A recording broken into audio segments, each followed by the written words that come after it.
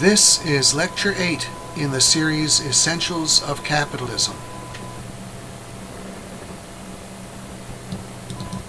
Good morning, ladies and gentlemen.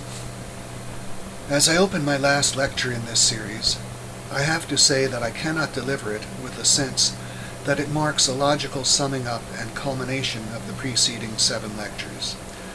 It is simply an 8th lecture in what needs to be a considerably larger series in order to convey a sense of completeness and the satisfaction of having surveyed an entire self-contained area of thought. So when I conclude today, I will admittedly be concluding somewhere in the middle. I will be concluding after having covered many major topics, such as freedom and saving, only lightly, and others, such as monopoly, not at all. These are all subjects I would certainly like to cover in depth, but will have to do so on another occasion. This morning I am simply going to forge ahead with a discussion of 2 further matters closely related to the subject of competition, namely the population question and the freedom of immigration. Allow me to begin.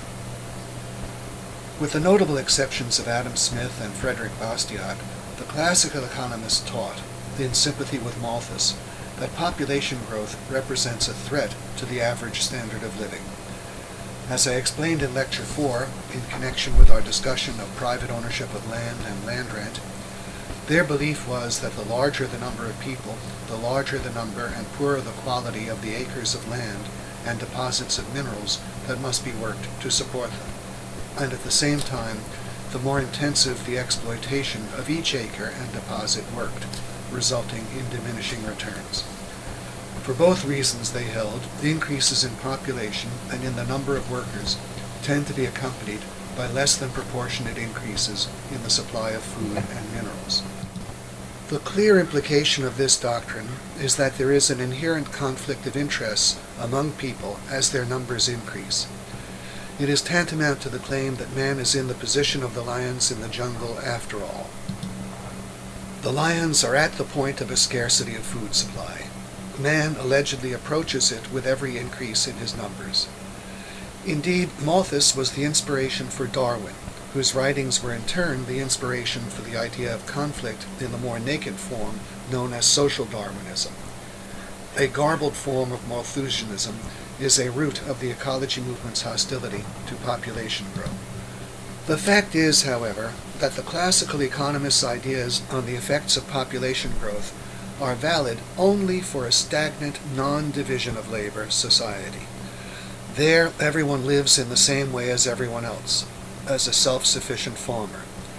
There, the existence of more people does mean the need for more and more land of progressively inferior quality and an ever-worsening problem of diminishing returns. There, it does mean the need to start farms higher and higher up the sides of hills or mountains, to extend farming to rockier patches of soil, or down into marshlands, and to subdivide existing farms among more and more people, all with the result of declining yields per unit of labor expended. But this is not at all what the existence of more people means in a division of labor society. In a division of labor society, a larger population means a greater, more intensive division of labor. Adam Smith alluded to this fact when he wrote, quote, "The division of labor is limited by the extent of the market," unquote. The meaning of this proposition is that the extent to which the division of labor can be carried in the production of anything depends on the volume in which it is to be produced. If, for example, automobiles are to be turned out, say 10 or 20 a day in a given location, then it is impossible that a step which takes 5 minutes to perform on any one car could be anyone's full-time job. The daily volume of automobile production would have to be increased to approximately 100 in a given location before such an operation could be made into a full-time job.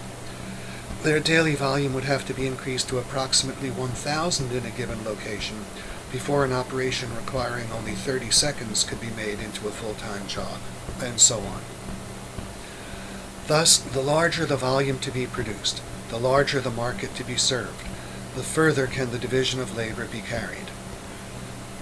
Markets, however, are not made possible by non-producing consumers, as Adam Smith well knew, but only by producers. And without more producers overall, a more intensive division of labor in the production of any one good would require drawing labor away from the production of other goods, and thus correspondingly reducing the extent of division of labor elsewhere. The only way to have a greater division of labor overall is by virtue of a larger population of producers.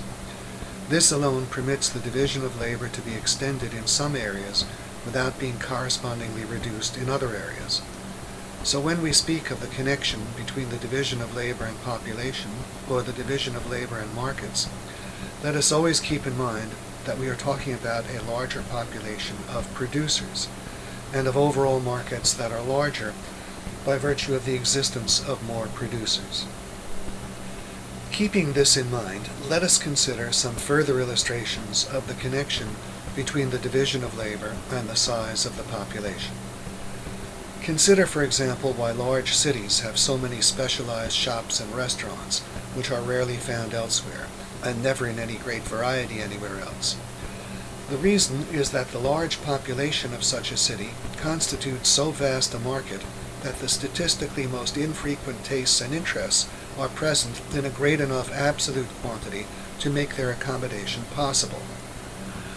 For example, on any given evening, perhaps only one person in 10,000 would like to eat Indian food. If the whole surrounding territory has only 50,000 inhabitants, such a restaurant almost certainly cannot survive. Its survival in such conditions would require patrons willing to pay extremely high prices.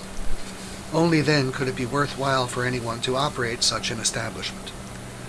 But in a large city or metropolitan area, with a surrounding population of 10 million, say, there will be 1,000 people, on average, wanting to eat such food every evening. As a result, several such restaurants can exist and prosper. The same principle applies to specialized bookstores, equipment stores, and so on. It also explains why it is in large cities that one finds such cultural institutions as museums, opera companies, symphony orchestras, and so on, which appeal to refined, and in terms of their frequency of occurrence, relatively uncommon tastes. Only large cities have a sufficiently large market to provide a sufficient level of attendance for such institutions.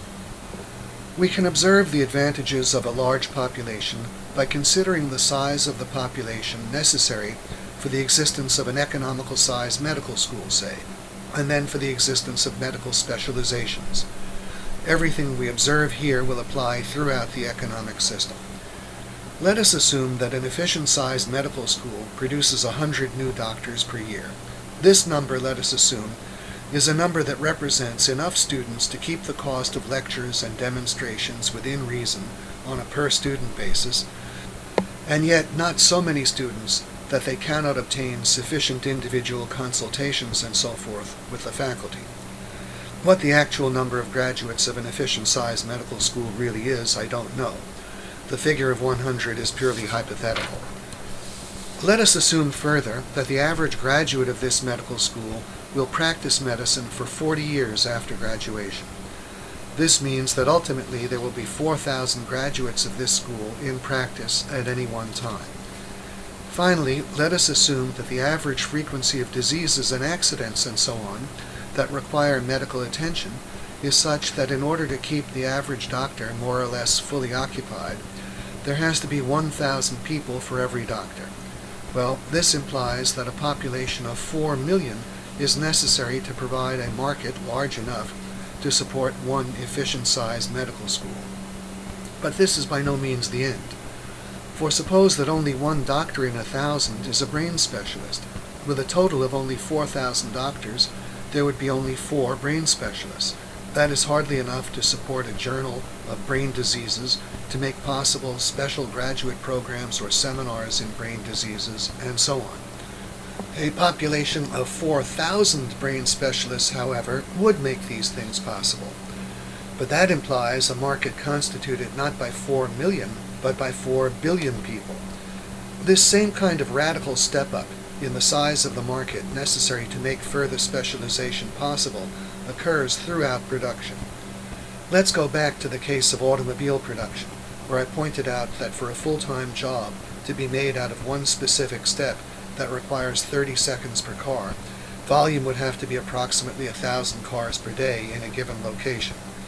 Well, suppose that that is the volume, but that the worker doing this job could be helped by a machine specifically designed for that purpose. If the total market for automobiles is limited to 1,000 per day, then there is room for only one such machine. Obviously, it would be impossible to have any regular employment in producing such machines. But suppose the market for automobiles is not 1,000 per day, but 50,000 per day, so that 50 such machines are required.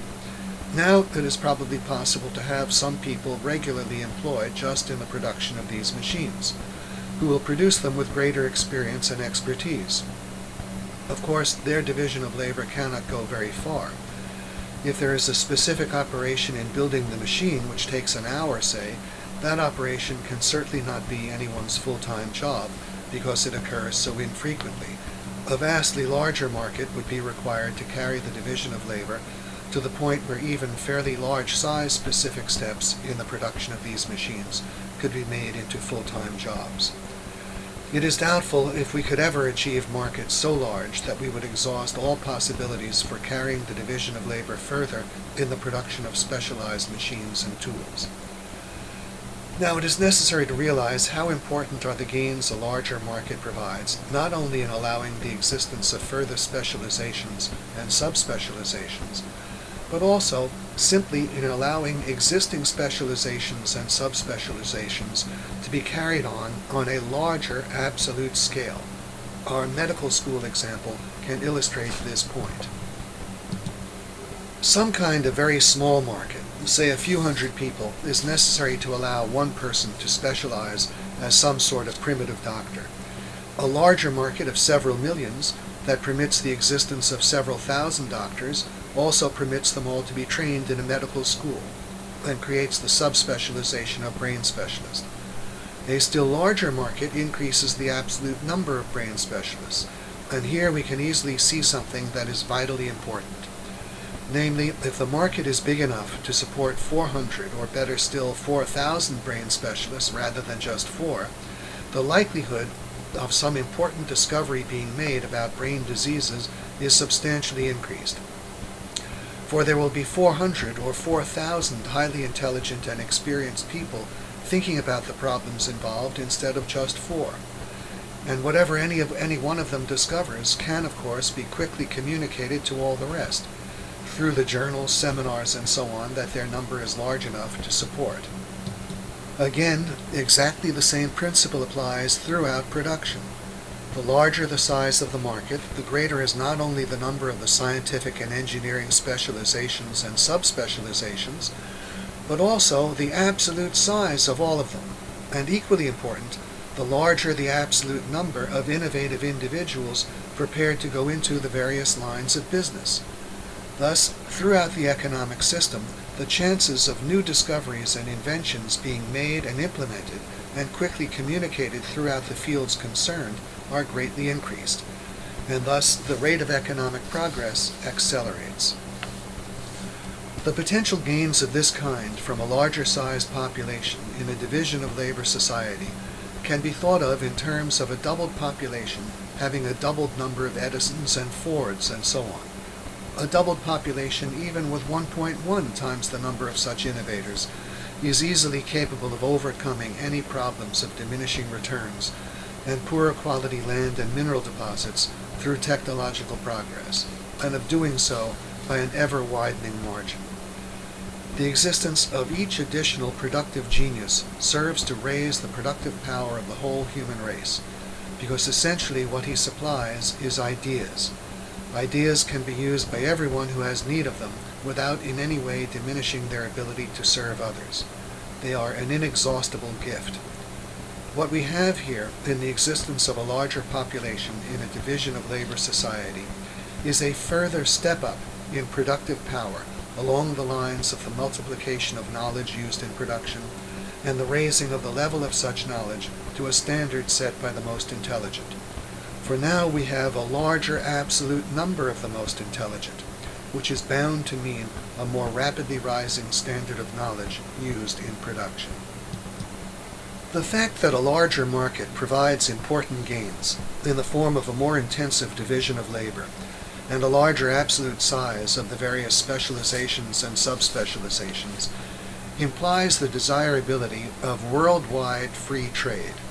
Under worldwide free trade, every producer could regard the entire world as his market.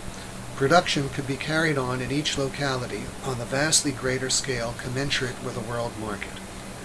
Thus, the division of labor could reach its maximum possible intensivity consistent with the existing size of the world's population and the proportion of it already incorporated into the division of labor within the various national boundaries.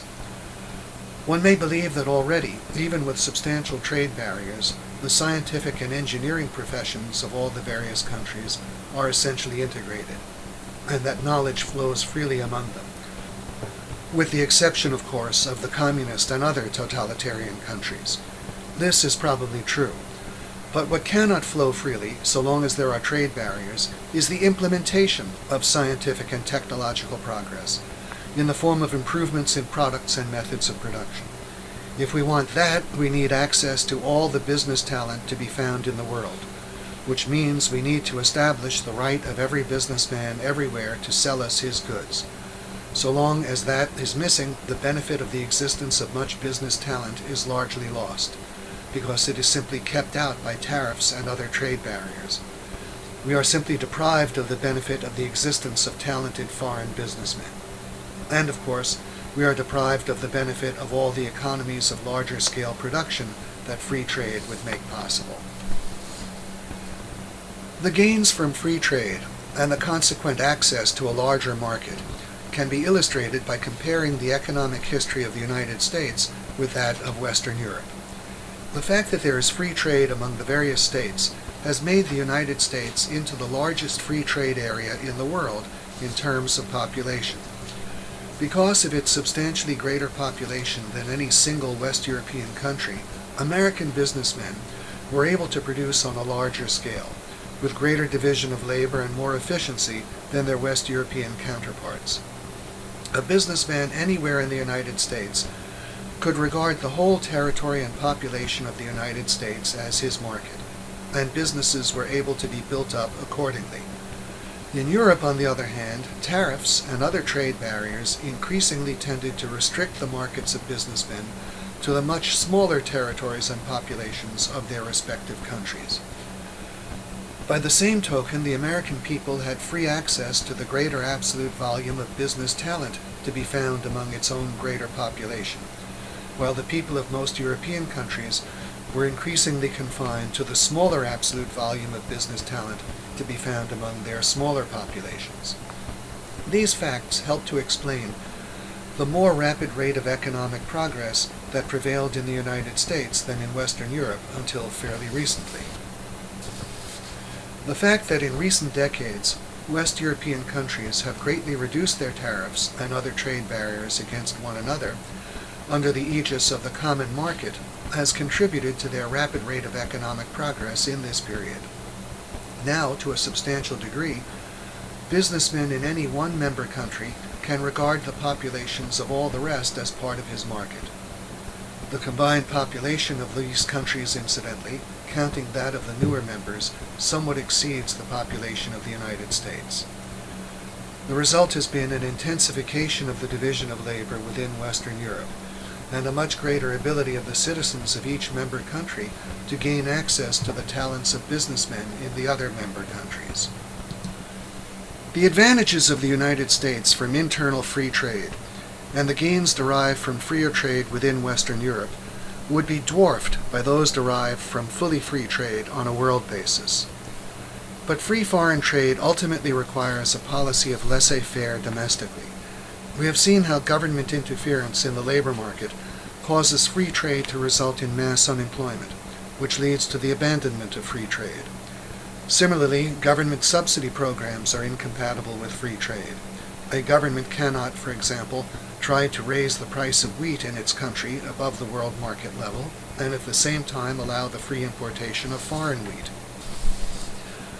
Some economists have held that external free trade is compatible with government intervention domestically if governments abandon much of their political sovereignty to a supranational authority which would impose a uniform policy of intervention. For example, the problem of wheat subsidies could be solved, it is held, if all countries in the trading area had the same subsidy program. To some degree, the European Common Market represents a relinquishing of national sovereignty to the organs of the Common Market. The ultimate success of the Common Market is thought to rest on the prospects for the political unification of Western Europe. However, no uniform policy of government intervention can deal with such matters as the major differences between the productivity of labor in different areas. A uniform minimum wage between the United States and Taiwan, for example, would mean the virtually total destruction of the Taiwanese economy if it were set at the level now prevailing in the United States, and its nullification in the United States if it were set at the level of wage rates for unskilled labor now prevailing in Taiwan. Furthermore, the long-run effect of government intervention is to break up the unity of existing political entities, not to promote the formation of still larger political entities. For the existence of government intervention is an invitation to pressure group warfare. Groups form to use the government as an instrument serving their short-run interests at the expense of the interests of the rest of society. In such an environment, such groups often come to be formed on the basis of such factors as regional ties, ethnic origin, and common language. Each such special group feels the need to control the use of government power in order to promote its own interests at the expense of other groups, and to protect itself from the depredations of other groups. In such conditions, growing conflict and hostility develop among the various groups, culminating in violent clashes and ultimately in demands for political separation. Thus, at the very same time that some people are calling for a United States of Europe, others are demanding the breakup of the existing countries of Europe. In Great Britain, there are the Scottish and Welsh nationalists, in Spain the Basque separatists, in Belgium the Flemish separatists, and in other countries other such groups.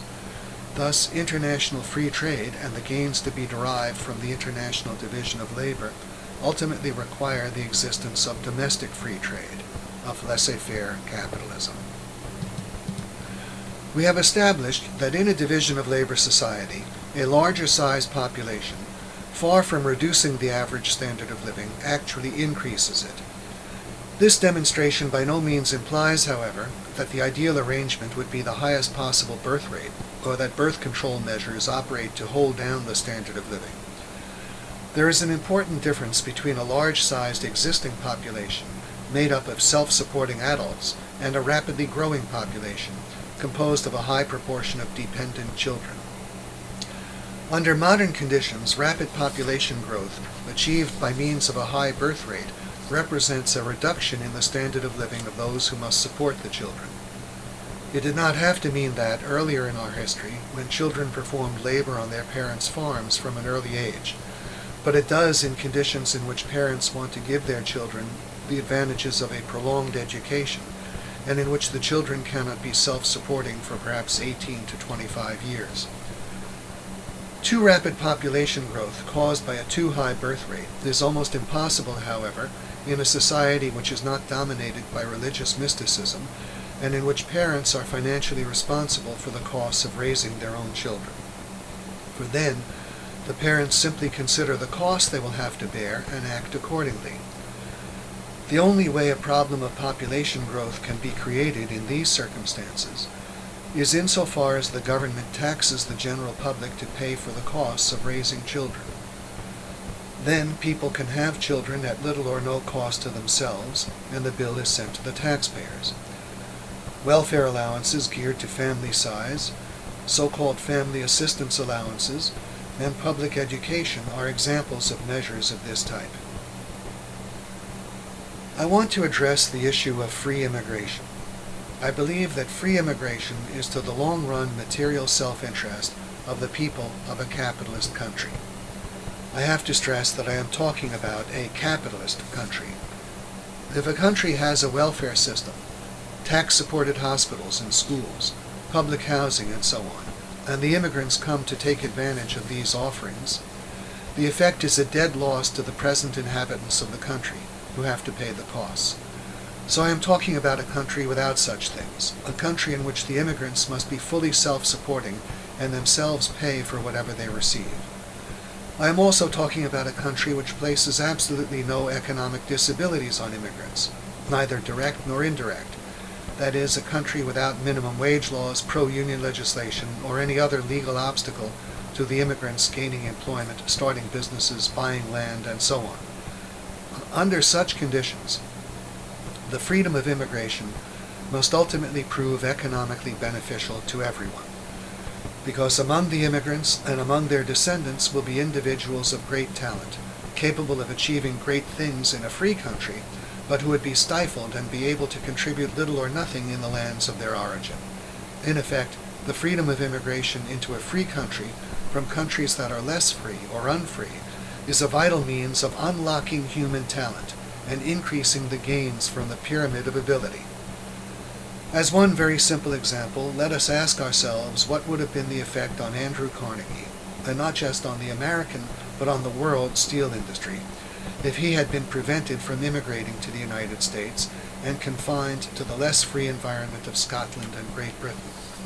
What would have been the effect on the development of the helicopter if Sikorsky had been prevented from immigrating to the United States from Russia? Is it likely that the Russians would have seen the value of his ideas before they had been proved by actual repeated demonstration in the United States? We should consider the effects if the ancestors of any American industrial innovator had had to remain in their native lands, and that person had been born and spent his life in a country like Italy, Poland, Russia, or Germany, or even France or Great Britain, instead of the United States. Probably most of the innovators would have been stifled, or at least significantly held back. The historical advantage I spoke of earlier, of the people of the United States having access to more business talent than the people of any European country, that was due to our policy of free immigration in combination with our generally greater economic freedom. This not only gave us a larger population from which to draw such talent, but ensured that in the larger population a greater frequency of such talent would be manifested. The combination of free immigration and general economic freedom thus results both in more people and, as an inextricable part of the same process, a more rapid rate of economic progress at the same time. Simply put, free immigration into a free country accelerates economic progress because talent requires freedom in order to flourish. It brings talent to freedom, and so enables more of it to flourish and contribute to economic progress. The acceleration of economic progress it achieves ultimately far outstrips whatever short-run problems may accompany an increase in immigration.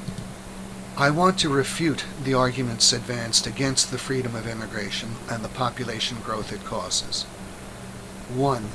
It is claimed that the larger population resulting from free immigration creates the need to resort to inferior grades of land and mineral deposits and is accompanied by diminishing returns.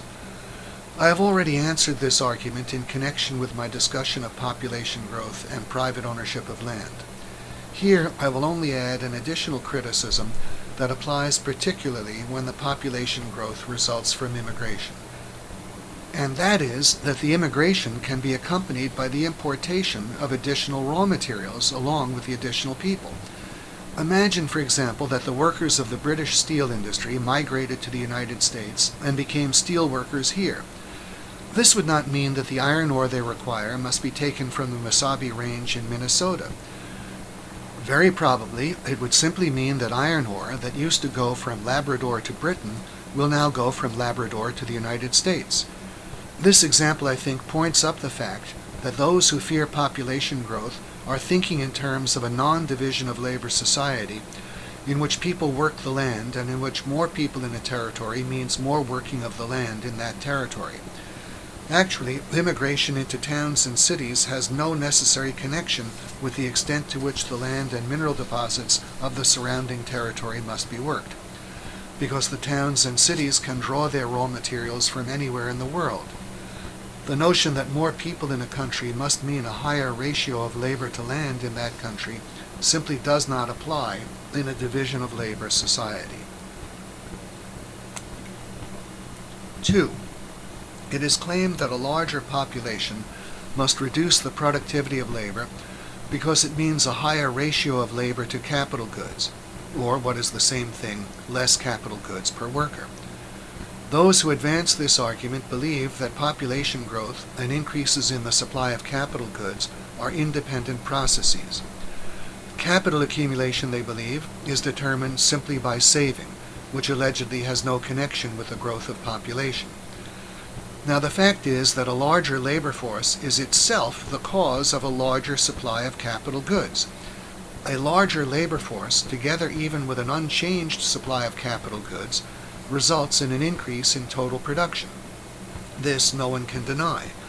It is only necessary to realize that what is produced in an economy is not only consumers' goods, but also capital goods. As I explained in Lecture 3, labor and existing capital goods are used to produce both consumers' goods and capital goods, in accordance with the relative demands for the two types of goods. The implication of this is that if there is any single one-shot increase in the labor force, it automatically tends to be followed by a growth in capital goods per worker, and thus in output per worker, at least back to their original levels. For the larger labor force produces more capital goods with which that same labor force then works in the next period, and with the aid of which it enjoys a higher productivity. The further effect is another increase in production in the following period, both of consumers' goods and of capital goods, until the original levels of capital goods per worker and the productivity of labor are equaled and surpassed. It should be clear that no reasonable case exists against any single dose of immigration or population increase based on the argument that it reduces the amount of capital goods per worker, for the additional labor results in progressively more capital goods. Does the reduced capital per worker argument against immigration and population growth fare better against a continuous increase in the labor force? Here, it could be argued that just as the first group of additional workers brings about an increase in the supply of capital goods, a second group arrives on the scene, so that the ratio of capital goods to labor does not increase and may even fall further. Even this more sophisticated argument cannot stand, because if the productivity of labor were threatened by a relative excess of labor and a relative deficiency of capital goods, the effect would be a drop in the demand for labor, and thus in the workers' demand for consumers' goods, and a rise in the demand for capital goods. The effect of this would be a higher relative production of capital goods and a lower relative production of consumers' goods. The larger labor force of each period would find sufficient additional capital goods available because they would be produced by a larger proportion of the labor force and capital goods of the previous periods, as well as by a growing volume of labor and capital goods from period to period. And as time went on, the positive effects I described of the unlocking of more human talent would occur. The effect of this would be an increase in the output of capital goods, or consumers' goods, that can be obtained from any given quantity of labor working in conjunction with any given quantity of capital goods. As I explained in Lecture 3, the effect of this in turn would be a more rapid rate of increase in the production both of capital goods and of consumers' goods, with each period's larger output of capital goods serving as the base for the following period's further increase in the production both of capital goods and of consumers' goods. Thus, a capitalist economy with the freedom of immigration turns out to have a more rapid rate of capital accumulation than one without it, for it has both a larger relative production of capital goods and uses capital goods more efficiently in the further production of capital goods than one without the freedom of immigration. The effect of its more rapid rate of capital accumulation is a correspondingly faster rate of economic progress, which soon makes up for the reduction in the proportion of output going to the consumption of wage earners. If one wants to form a more precise quantitative estimate of the relationships involved, let us assume that free immigration, together with any increase in the population of those already present, results in an overall rate of population growth of 3% per year. This is a rate last seen in colonial times. It would be sufficient to double the population every 25 years. In order for a 3% larger number of workers each year to be as well equipped as the workers would be without population increase, Something on the order, perhaps, of an additional 9 to 12% of national income would need to be devoted to saving and capital accumulation. This figure is generous. I arrive at it on the basis of the fact that in the 19th century and the first few decades of the 20th century, the period in which the American economy was relatively free, the long-term historical ratio of reproducible capital to national income was about 3 or 4 to 1. Thus, a 3% increase in capital to accompany the 3% increase in the number of workers, and so maintain a 3 or 4 to 1 ratio of capital to output per worker, would represent no more than something on the order of 9 to 12% of national income, in conditions in which the degree of capital intensiveness was substantially higher than it is today. Having to obtain this 9 to 12% of national income from the share of national income previously going to wage earners would represent something on the order of a one-time reduction in wages of about 13 to 17%, if, as is typical, wages initially constitute about 70% of national income. This magnitude of reduction in wages, however, greatly overstates the magnitude that would actually follow the establishment of free immigration. This is because it is predicated on going from zero population increase to an annual rate of 3% increase. In reality, the effect would be more likely to go from a 1.5% annual increase without freedom of immigration to perhaps a 3% annual increase with it. The additional capital required would thus actually equal only 4.5 to 6% of national income rather than 9 to 12%, and the one-time wage reduction would be on the order of 6.5 to 8.5% rather than 13 to 17%. If the freedom of immigration were introduced following the establishment of greater economic freedom in other respects, this short-run negative effect would probably go largely unperceived, since it would be more than offset by other positive developments. But in any case, if the effect of the freedom of immigration and the pool of talent it unlocks is to enable the productivity of labor to increase by just an additional 1% a year, then as soon as this happens, within a scant 6 years, the initial loss is made good, and thereafter the process results only in gains. A third argument raised against the freedom of immigration is that its effect would be to reduce the wages of unskilled workers relative to those of skilled workers. This result would occur to the extent that such factors as their lack of knowledge of the language and the possibly lower educational standards of the poorer countries from which they came led the immigrants to enter the economic system more heavily at the unskilled end of the labor market than at the skilled end. Now, this argument could have weight only if its supporters could show that the influx of unskilled workers substantially added to the short-run drop in the standard of living of the present unskilled workers over and above the drop we have just discussed. This cannot be shown because by the time the influx of immigrants is able to have a significant depressing effect on the relative wages of unskilled workers, it also exerts a significant positive effect on the absolute standard of living of everyone. Consider, if the freedom of immigration means an additional increase in the labor force of about 1.5% a year, then whatever the proportions of skilled and unskilled labor among the immigrants, in any one year it can change the proportion among the labor force as a whole only very slightly.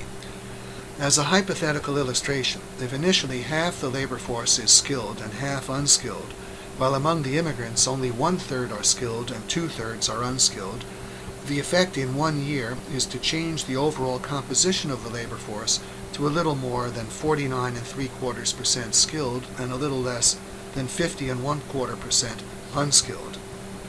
Furthermore, this change in the relative composition of the labor force does not go on indefinitely, because as time passes, more and more of the earlier immigrants move up the ladder into skilled jobs. And in the generation of their children, the proportion of skilled and unskilled workers will be about the same as in the original population. But what is most important is that with each passing year in which the proportion of unskilled workers becomes more pronounced, until it finally levels off at its new equilibrium, more and more of the earlier immigrants have had time to achieve positions from which they can begin making contributions that raise the general standard of living.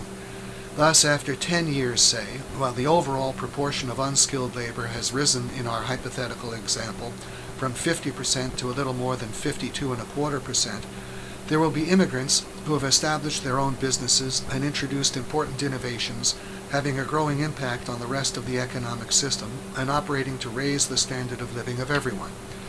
And with each passing year, this effect will now become more pronounced. Thus, the effect of the change in the proportions of skilled and unskilled labor operates perhaps to postpone somewhat the restoration and increase in the standard of living of the unskilled workers. But it is difficult to see how it could substantially depress it further. At the same time, of course, it accelerates the restoration and increase in the standard of living of the skilled workers. For what happens is that while the unskilled workers, with their relatively lower wages, are unable to buy as much of the goods and services of the skilled workers are able to buy correspondingly more of the goods and services of the unskilled workers. Thus, overall, the effect of free immigration is that the immigrants enjoy a substantial gain immediately, while the original population gains after a period of time, which is shorter for skilled workers and longer for unskilled workers. Within the span of a single generation, it is likely that almost everybody has gained, and from that point on will gain more and more. For by then the immigrants will have been making important contributions for some time, and will continue to do so, while further changes in the proportion between skilled and unskilled labor will probably have come to a halt. The fourth and final objection to the freedom of immigration that I am aware of is a non-economic argument to the effect that it means turning the country over to foreigners and thus destroying its language and culture. The fact is that for a capitalist country the opposite is true. The freedom of immigration is the principal means of extending the language and culture of such a country. For the immigrants come voluntarily in order to take advantage of freedom and to benefit themselves. They come with the knowledge that they are coming to a better country than the one they left behind, and so are well disposed to learning its language and absorbing its culture. And because they come from many different lands, each with its own language, the language of the new country is the logical common ground for them to deal with one another. Learning it is also virtually indispensable for practical success, since almost all of the existing wealth of the country is in the hands either of its native inhabitants or of earlier immigrants who have learned the language to be able to deal with the native inhabitants. It was in just this way that English came to be the language of tens of millions of people who originally did not speak English. People who, along with learning English, made the most important parts of Anglo-Saxon culture their own, such as the idea of the rule of law and the sanctity of private property. The immigrants, of course, do not simply absorb their new country's culture. They help to make it better. They contribute to it not only their business, scientific, and artistic achievements, but, perhaps most important of all, a constantly renewed sense of personal ambition and personal achievement. They are a fresh inspiration in every generation. The fact that while 200 years ago English was the native language of perhaps 12 million people out of a world population of 1 billion, and is today the native language of well over 300 million people out of a world population of about 4 billion, is due principally to the existence of the freedom of immigration into the United States. The fact that the United States became the leading economic and military power in the world would not have been possible without its freedom of immigration, which both attracted the numbers and powerfully contributed to their per capita productivity. Had the United States adhered to the policy of free immigration, along with the rest of its freedom, it is probable that today we would have a population perhaps twice as large and a standard of living at least twice as high as the population and standard of living it presently has. As such, it would so surpass any combination of external powers as to be absolutely unassailable. I have to note that my discussion of free immigration implies the necessity of modifying an important proposition of economics, namely, the proposition that the movement of workers from lower-paying to higher-paying jobs brings about an equalization of wage rates. This proposition must be limited to a context in which the jobs are performed under similar degrees of economic freedom and cultural rationality. The movement of workers from lower-paying jobs in less free, less rational societies to higher-paying jobs in a capitalist society does not equalize wage rates, but increases the gap still further. It contributes to the emergence of virtually two different worlds, as population moves from politically created wastelands into countries in which freedom and rationality make possible continuous economic progress. I want to give a brief summary of today's lecture. I began by showing that the effect of population growth in a division of labor society is radically different than in a non-division of labor society. In a division of labor society, it means a greater, more intensive division of labor, including the larger absolute size of the various specializations and subspecializations concerned with making new discoveries and implementing them in the form of new products and better methods of production. These advantages enable a division of labor society easily to overcome any problems that would otherwise be associated with the need to produce more food and minerals for a larger population. I showed that worldwide free trade is required to achieve the largest possible market and thus the highest possible degree of division of labor consistent with the existing population of the world. I explained the role of a larger domestic free trade area in explaining the economic superiority of the United States over Western Europe, and how the establishment of the common market has contributed to economic progress in Western Europe in recent decades. I also explained why, in the long run, free international trade depends on a policy of laissez-faire in the domestic economies of countries. I explained why the advantages of a larger population do not imply an economic case against birth control, in that children represent a major expense to parents. I also explained why the only thing likely to cause any problem of an excessive number of children is government intervention that shifts the expense of having them from their parents to the taxpayers. I then went on to show how the freedom of immigration in a capitalist country is to the economic self-interest of all of its inhabitants, in that it enables more talent to flourish, and thus increases the rate of economic progress in that country through the greater operation of the pyramid of ability principle. I went on to refute the various arguments against free immigration, the argument concerning the increase in the supply of labor relative to land and natural resources, the argument concerning the increase in the supply of labor relative to capital goods, the argument concerning the increase in the supply of unskilled labor relative to skilled labor, and finally, the argument concerning the alleged danger to a country's language and culture. I showed how, in addition to its other errors previously refuted, the argument concerning land and natural resources points up the fact that the opponents of free immigration and population growth are thinking in terms of a non-division of labor society. In answer to the second argument, I showed that free immigration results in a faster rate of capital accumulation than exists without it, since it increases both the relative production of capital goods and the productivity with which capital goods are used in the production of further capital goods. In answer to the third argument, I showed how any losses of unskilled workers resulting from the decline in their wages relative to those of skilled workers was offset and then more than compensated for by the growing contributions of the immigrants to raising the standard of living of everyone. Finally, in answer to the fourth argument, using the United States as my example, I showed how the freedom of immigration increases the use of a country's language and extends the influence of its culture while greatly enriching it. I am sorry to have to end here, somewhere in the middle, but there is no alternative. I look forward to adding further lectures in the future and hope that you will want to hear them. In the meanwhile, I hope that if you have not already done so, you will read my book, The Government Against the Economy, and my essays available to you through the Intellectual Activist and the Objectivist Forum. Interjection: these essays are now available from the Jefferson School. I also hope that if you want to be able to read about many of the ideas I have discussed in these lectures, you will read the books of von Mises, principally Human Action and Socialism. He is my own principal source and inspiration in connection with most of the subjects I have discussed. Thank you.